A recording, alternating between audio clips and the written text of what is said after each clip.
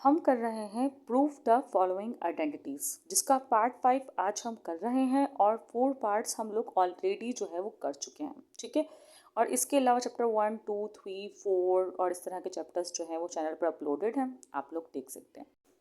इस क्वेश्चन में हमें करना ये होता है कि हमें दो साइड्स दी हुई होती हैं, लेफ्ट हैंड साइड और राइट हैंड साइड। इसमें से जो ज़्यादा कॉम्प्लेक्स साइड होती है वो हम चूज़ करते हैं, या हमें जो ज़्यादा सिंपल लगती है हम वो साइड चूज़ करके सॉल्व करते हैं। जैसे अभी हम चूज़ करेंगे राइट हैंड साइड। ठीक है, राइट हैंड साइड को मैंने यहाँ लिख लिया है, जो है 2 sec theta divided by sec theta minus 1। अब इस पर हम 1 by 1 ट्रिग्नोमेट्रिक आइडेंटिटीज लगाएंगे। स्टूडेंट्स, इस क्वेश्चन को सॉल्व करने के लिए आपको करना ये होता है कि आपको आइडेंटिटीज़ याद होनी चाहिए, जो कि मैं प्रीवियसली वीडियो में भी आपको बता चुकी हूँ। ठीक है, अच्छा, इस पर जो आइडेंटिटी लगने वाली है वो बहुत सिंपल है। जैसे सेक थीटा की आइडेंटिटी लगेगी तो आप लोग क्या लिखेंगे कि भाई सेक थीटा किसके बराबर होता है। आपको फ़ौरन याद आ गया होगा, आप हमें साइड में लिख देते हैं कि सेक थीटा बराबर होता है 1 बाय कॉस थीटा के। ठीक है, मैं यहाँ पर इसे लिख रही हूँ, sec theta is equal to 1 by cos theta, और आप लोग इसे याद भी कर लें। अब जहाँ पर लिखा है सेक थीटा वहाँ पर मैं 1 बाय कॉस थीटा जो है वो लिख दूँगी। तो सेक थीटा की जगह 1 बाय कॉस थीटा, फिर वही फ्रैक्शन का साइन, एंड देन हम लिखेंगे 1 बाय कॉस थीटा माइनस 1। अब इसको सिंप्लीफाई करेंगे। सिंप्लीफाई में क्या देखें भाई, जो मल्टीप्लाई हो रहा है उसे मल्टीप्लाई करेंगे, जहाँ एलसीएम हो रहा है वहाँ हम एलसीएम करेंगे।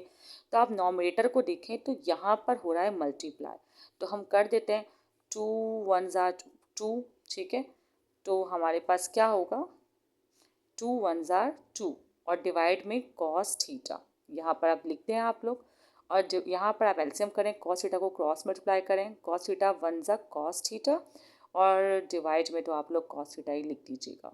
ठीक है, अब अभी ये और सिंप्लीफाई हो सकता है, कॉस थीटा से कॉस थीटा कैंसिल। ठीक है, तो हमारे पास बचा 2 और डिवाइड में 1 माइनस कॉस थीटा। अब जो हमारा रिक्वायर्ड आंसर है वो तो ये नहीं है। रिक्वायर्ड आंसर क्या है हमारा रिक्वायर्ड आंसर है कॉसेक स्क्वायर थीटा बाय 2, मतलब एक हाफ एंगल का फॉर्मूला ये रहा।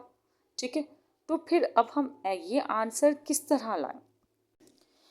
देखिए स्टूडेंट्स, आपको पता होगा कि जो कॉसेक होता है ना वो रेसिप्रोकल होता है साइन का। तो ये हाफ एंगल फॉर्मूला देखिए आप, साइन थीटा बाय 2 का, जो कि है 1 minus cos theta divide by 2, और यहाँ पर डिवाइड में 2 नहीं है, बस इतना सा फर्क आ रहा है।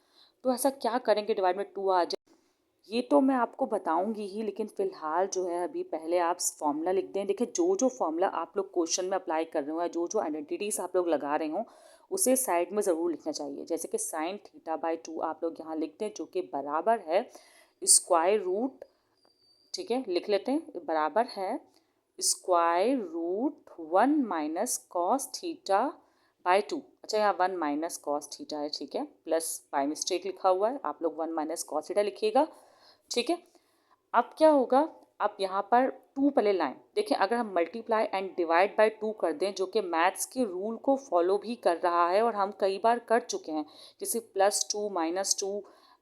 स्टूडेंट्स के मैथ के वो रूल्स होते हैं जिससे ओरिजिनल वैल्यू पर कोई फ़र्क नहीं पड़ता क्वेश्चन की। ठीक है, और हम इसे अपने आसानी के लिए या अपने क्वेश्चन को सिंप्लीफाई करने के लिए जो है वो अप्लाई करते हैं। ठीक है, यहाँ पर ये तो कंफ्यूजन थी कि भाई हमें साइन थीटा बाय 2 लाने के लिए 1 minus cos theta divide by 2 ये था, वो हमने लिख लिया। इस 2 को अब हम सॉल्व नहीं करेंगे, क्योंकि अगर दोबारा हमने कटिंग ही करनी होती तो हमने लिखा क्यों था।